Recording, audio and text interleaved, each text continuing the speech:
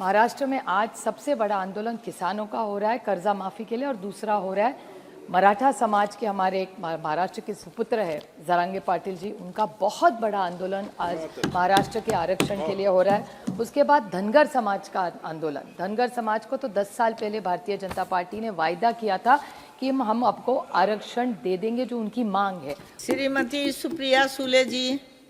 Thank you madam. मैं JNK scheduled caste order amendment bill 2023 और scheduled tribe bill दोनों को सपोर्ट करने के NCP की तरफ से मैं खड़ी हूँ मैडम।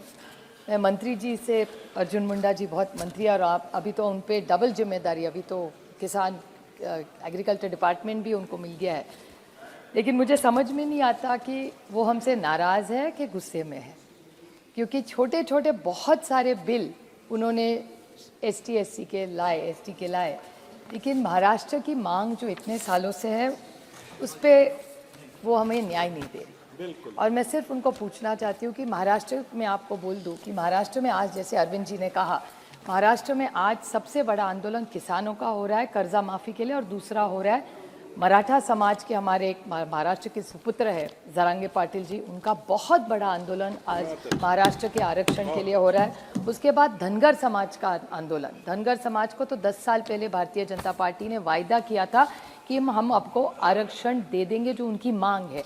उसका कुछ हुआ नहीं। उसके बाद लिंगायत समाज, मुस्लिम समाज, भामटा, रामोशी जो VJNT है, वो ST में आना चाहते हैं। मैं आपको उदाहरण दे दूँ कि धनगर और धनगढ़, जो उन्होंने अरविंद जी ने भी कहा, और टाकणकर और टकारी दोनों एक ही है, लेकिन उनको न्याय नहीं मिल रहा है। तो मेरी उनसे विनती है, क्योंकि अर्जुन जी हमेशा जवाब भी देते हैं, और उनका कहना है कि राज्य ने प्रपोजल भेजा तो मैं ज़रूर सोचूंगा।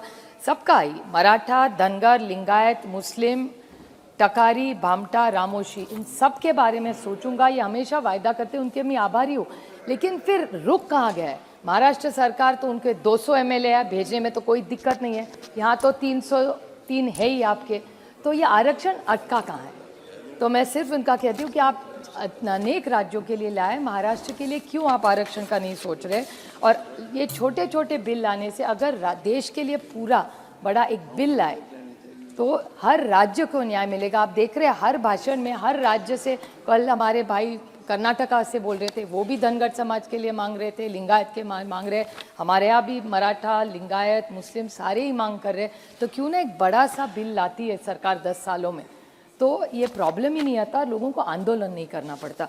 तो इसका टाइमलाइन क्या है और आप कब लाएंगे, और गवर्नमेंट का स्टैंड क्या है? गवर्नमेंट एक बार तय कर ले कि उनको इन सबको आरक्षण देना है या नहीं देना है, क्योंकि महाराष्ट्र में कहते हैं कि मराठा समाज को दे देंगे, मुस्लिम को देंगे, लिंगायत को देंगे, टकारी को देंगे, VJNT को से, रामोशी को देंगे, धनगढ़ को देंगे, लेकिन जब दिल्ली आते हैं तो मंत्री जी कहते हैं कि प्रस्ताव ही नहीं है।